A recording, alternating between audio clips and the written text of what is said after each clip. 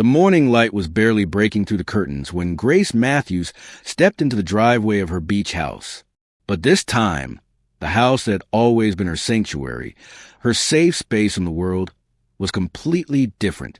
She had returned early from her brief trip, hoping to find some peace, maybe even enjoy a warm cup of coffee as she watched the waves crash along the shore. Instead, she was met with a harsh sound of children's laughter, the faint scent of burnt food, and the unmistakable hum of a loud party.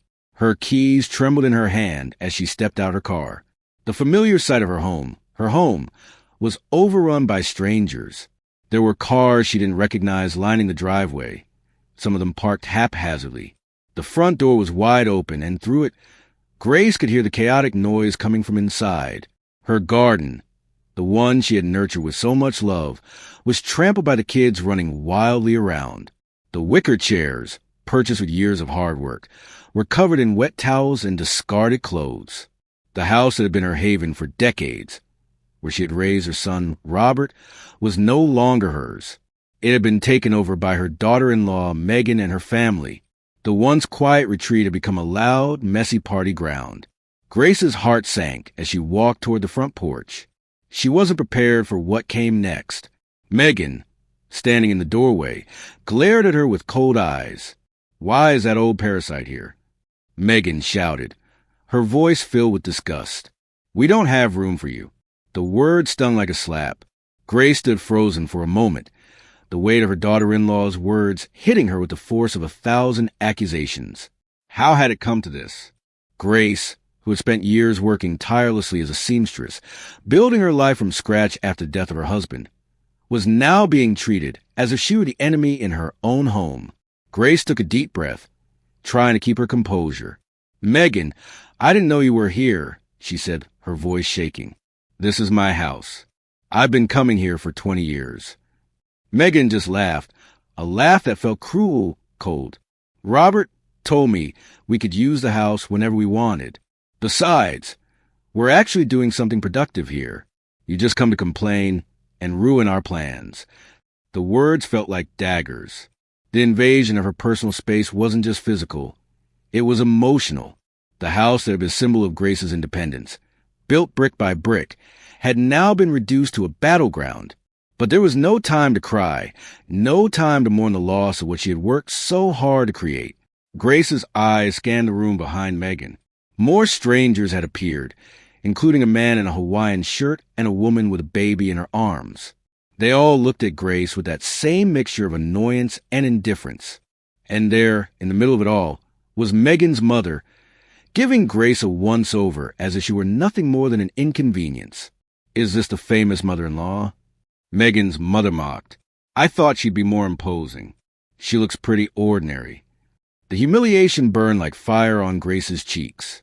At 70 years old, she was being judged by complete strangers in the very home she had built. This was more than just disrespect. It was an attempt to strip her of her dignity, to reduce her to something less than what she was. "Where's Robert?" Grace asked, her heart pounding. If there was anyone who could explain this, it would be him.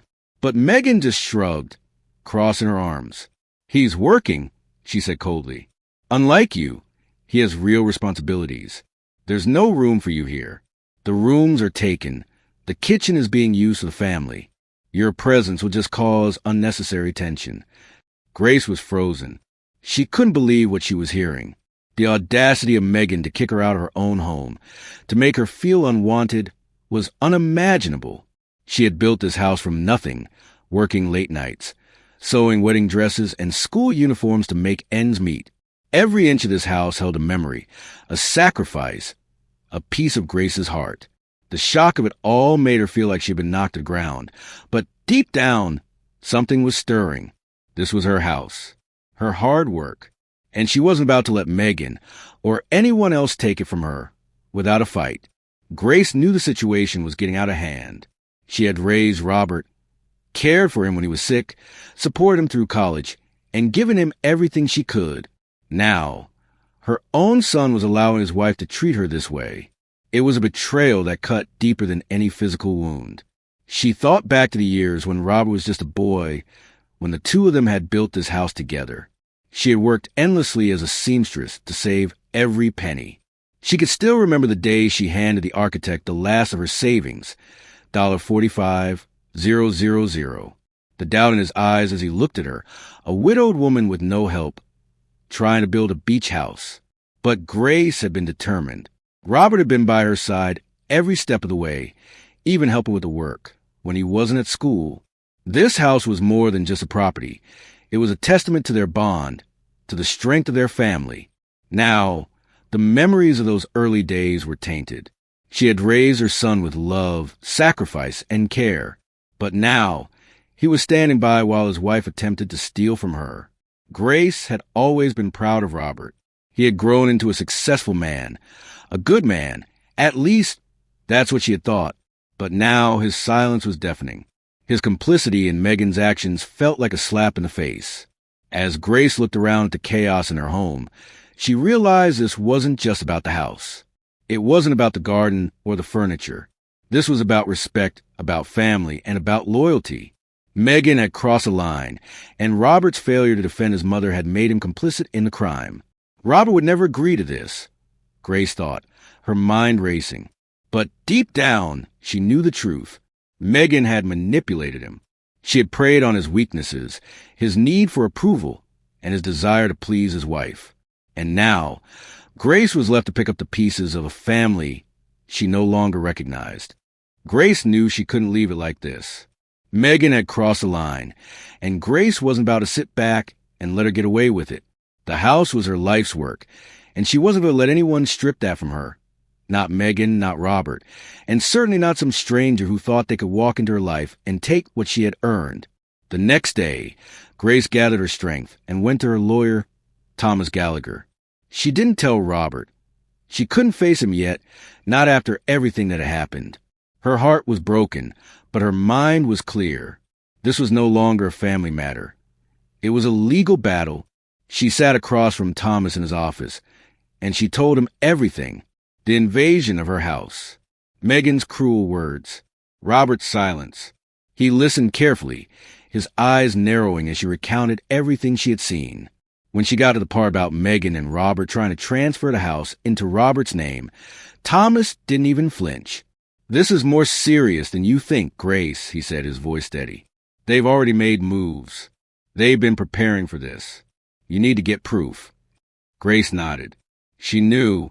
She had felt it in her gut when she found the papers, the property transfer request, the medical report saying she was mentally incompetent, the stolen jewelry. But now she needed to prove it. Thomas gave her instructions on what to do next. She needed to get copies of the documents, photograph the damage done to the house, and find any other evidence she could. The more proof they had, the stronger the case would be. As Grace left his office, her heart was heavy. But something inside her shifted. She wasn't just a victim anymore. She was a fighter. She had raised Robert, but she couldn't raise him anymore. Now it was time to raise herself. Grace's plan was set in motion. She knew that confronting Megan and Robert was inevitable, but she wasn't sure what would happen when the time came. Would they finally understand? Would Robert stand by her, or would he continue to let Megan dictate everything? One evening, she decided to go back to the house. Megan and her family were there, of course, loud and obnoxious as usual. Grace didn't care. She walked up to the front door, which was wide open, as if it were theirs and not hers. "Where's Robert?" she asked, her voice strong but calm. Megan, standing in the doorway as usual, smirked at her. "Robert's working," she replied flippantly. "What do you need him for? We've already sorted everything out." Grace felt a surge of anger, but she kept it in check. She wasn't going to let Megan's smug attitude rattle her. She was here for a reason. She stepped past Megan into the house, ignoring her protests. Grace had been here 100 times before, but now it felt like a strange, hostile place. The kitchen, the living room, the stairs leading up to her bedroom, all looked foreign now. "Robert told you everything," Megan continued, following Grace as she moved through the house. "We don't have time for your nonsense. This house needs to be put to good use, not just sit here empty all the time." Grace stopped in her tracks, turning to face Megan. "This house has always had a purpose," she said, her voice steady. "And it's not for you to decide what happens to it." Megan just laughed, but the laughter didn't reach her eyes. "Don't start, Grace. Robert and I agreed this was the best move for everyone. Besides, what's the point of keeping this house if you're not here to use it? You're just an old woman who wants to hold on to her past." At that moment, Grace knew there would be no reasoning with Megan. There would be no negotiating. This wasn't just about a house anymore. This was about her dignity, her right to be respected in her own home. "I'm not going anywhere," Grace said, her voice sharp. "This house is mine, and I've worked too hard to let you take it from me." Megan's eyes narrowed, and she stepped closer to Grace.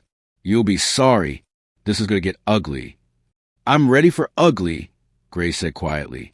She turned and walked upstairs to her bedroom, the room that had once been her sanctuary. When she opened the door, she felt the weight of everything she had built here. This was her space, her memories, her hard work. But as she looked around, she saw the damage. Her vanity was moved, the mirror scratched. Her personal items had been tossed around carelessly. Grace's heart broke a little, but she steeled herself. This wasn't just about the house. This was about sending a message. She walked back down to the living room, where Megan was still waiting. "I'm done talking," Grace said, pulling out the papers she had found. The fake property transfer documents, the medical report claiming she was mentally incompetent, the list of stolen items. "You're leaving this house, and I'm taking you to court." Megan's face turned pale when she saw the documents. Grace could see the fear in her eyes now. "You can't do this," Megan said, her voice shaky. "Oh, but I can," Grace said, her voice filled with quiet determination. "I've spent my life working for what's mine, and I'm not going to let you take it from me. You're going to pay for what you've done." The next few weeks were a whirlwind. Grace filed the necessary documents to start the eviction process, taking the case to court. Thomas was a rock, helping her through each step and ensuring that everything was in order. The evidence was clear and the case was solid. When the court date finally arrived, Grace felt a strange mix of nerves and confidence. She wasn't just fighting for her house. She was fighting for her identity, her years of hard work, and her right to live peacefully in the home she had built. Megan and Robert arrived at the courthouse with their lawyer, trying to act calm, but Grace could see the tension in their posture. They had no idea what they were about to face. The judge listened carefully as both sides presented their cases. Grace's lawyer showed the evidence. Photos of the house's condition, copies of the fraudulent documents, and testimonies from neighbors who had witnessed the invasion. Megan's lawyer tried to argue that it was all a misunderstanding, that Grace had simply been out of touch with her family's needs. But the evidence spoke for itself. The judge deliberated for what felt like an eternity. Grace stood there, heart racing, trying to hold it all together. But when the gavel came down, it was like a weight had been lifted from her shoulders. "Ms. Matthews," the judge said, his voice firm, "this court finds in your favor. The eviction order stands, and the property must be returned to your rightful possession." Megan's face went white. Robert looked down at the floor, ashamed. Grace felt a moment of victory, but it was bittersweet. This wasn't just about the house. It was about the betrayal of someone she had loved and raised. The family she had fought so hard to support was now fractured beyond repair. The courtroom was still buzzing with energy as the judge's decision settled in the air like a heavy mist. Grace Matthews stood tall, her heart racing but her face resolute. As Megan and Robert gathered their things, Grace couldn't help but feel a mix of relief and lingering sadness. She had won the battle. Her house, her sanctuary, was officially hers again, but the war had come at a heavy cost. Megan stormed out of the courtroom, her face red with fury. Robert walked behind her, head hung low, not meeting his mother's gaze. Grace watched them leave, feeling a deep ache in her chest. This wasn't how it was supposed to be. They were family, weren't they? But as she stood there, it became clear that the ties that bound them had unraveled beyond repair. The betrayal was too deep. Back at her beach house, Grace took stock of what had happened. The relief she felt from the court's decision was short-lived as she was left alone with the aftermath. The house had been violated, not just physically, but emotionally as well. The invasion wasn't only of her property.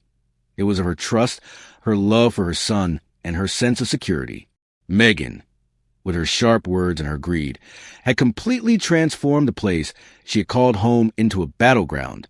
The memories Grace had created in every room, every corner, had been trampled on by people she had once considered family. But now, as the dust settled, Grace understood that she wasn't just fighting for her home. She was fighting to preserve her dignity and her place in the world. Despite the victory, Grace was still facing the repercussions of what had happened. Robert had become a stranger to her. His silence, his refusal to defend her, weighed on her like a stone around her neck. Grace could no longer recognize the son she had raised, and that hurt more than anything. 2 days later, the knock at her door came unexpectedly. Grace opened it to find a solemn-looking police officer standing on her doorstep, along with a man in a suit she didn't recognize. "Mrs. Matthews, we need to speak to you about the ongoing investigation into fraudulent activities surrounding your property," the officer said. Grace's stomach tightened. Megan and Robert hadn't just lost a house. They were facing legal consequences for their actions. The police had been investigating the falsified documents, the stolen jewelry, and the potential conspiracy to rob Grace of her life's work. Megan had underestimated the legal consequences of her actions. The stolen jewelry, including Grace's late husband's watch and the pearl earrings from her mother, was found in Megan's possession, and with it, the weight of the law. But it wasn't just about the material items. The charges of fraud, falsification of medical documents, and elder abuse were more than enough to ensure that Megan and Robert would face consequences. The officer handed Grace a folder filled with paperwork, documents outlining the charges in the upcoming trial. Grace didn't feel the joy of victory she expected. Instead, she felt a sense of cold justice settling in. Megan would face the legal consequences of her actions. But no matter what happened in court, it wouldn't change what had been taken from her. The betrayal of her own flesh and blood was something no amount of money or punishment could fix. As Grace sat down to go through the documents, she could hear the faint echoes of the life she had once shared with Robert, the boy who once looked up to her with admiration and love. Now there was only silence, and with it, the crushing realization that everything had changed. Grace Matthews had always prided herself on her ability to rise above adversity. She had built her house with her own hands, brick by brick, against all odds. She had faced widowhood and poverty, and yet she had never given up. Her strength had carried her through the toughest of times. But now, as she sat in the quiet of her living room, with the house finally free from Megan's grasp, Grace realized that the battle for her home had been the easy part. What was harder was the emotional weight of the betrayal. She had raised Robert, given him everything she had, and now he had chosen his wife's greed over his own mother's love. The wounds were deep, and though the law had delivered its verdict, Grace knew that the scars would remain. The next few weeks passed in a blur. Grace spent her time restoring her home to its former beauty, repairing the damage to her garden, cleaning the rooms that had been violated, and replacing the broken items with new ones. But even as she restored the physical damage, the emotional damage lingered. The moment Grace realized the true cost of her battle was when she sat down to update her will. She had always intended to leave her beach house to Robert, as a symbol of everything they had built together. But now, as she stared at the document in front of her, she knew that things had to change. Grace didn't need to leave her son anything anymore. He had made his choice, and it was time for her to make hers. She had worked too hard, fought too long, and sacrificed too much to let someone else take it all away. She updated her will, leaving everything she had to various charities, causes close to her heart, causes that she believed in. The house, the money, the assets, they would no longer belong to Robert. Grace knew that doing this would cut ties with her son forever, but she also knew that she couldn't continue to live in the shadow of a broken relationship. Robert had chosen his path, and now it was time for her to choose hers. The final chapter of Grace Matthews' story was not about legal victory or financial loss. It was about reclaiming her dignity, her self-worth, and her place in the world. She had built her life with love and hard work, and no one, no matter how close they were, could take that from her. But Grace's story is not just hers. It's a story that we all can relate to. In a world where betrayal, greed, and manipulation often thrive, Grace's strength and resilience stand as a reminder that we must always protect our own boundaries and our own sense of self. What would you do if you were in Grace's shoes? Would you stand up and fight for what's yours? Or would you let it slip away? Let us know in the comments below. Share your thoughts and experiences. And don't forget to hit that subscribe button for more stories of strength, resilience, and justice. This is the end of Grace Matthews' story. Her house is back in her hands, and she is stronger than ever. But for you, it might just be the beginning of finding your own strength. The story of Grace Matthews teaches us powerful lessons about the importance of standing up for ourselves, no matter our age, and never allowing others to take what we've worked so hard for. It reminds us that, no matter the circumstances, we must always protect our dignity, set clear boundaries, and demand respect. Family, while important, should never be an excuse for betrayal or manipulation. Grace's courage to confront the betrayal from her son and daughter-in-law is a testament to the strength that lies within us when we decide to fight for what is rightfully ours. Her journey shows us that we can reclaim our lives, even when the ones we love most turn against us.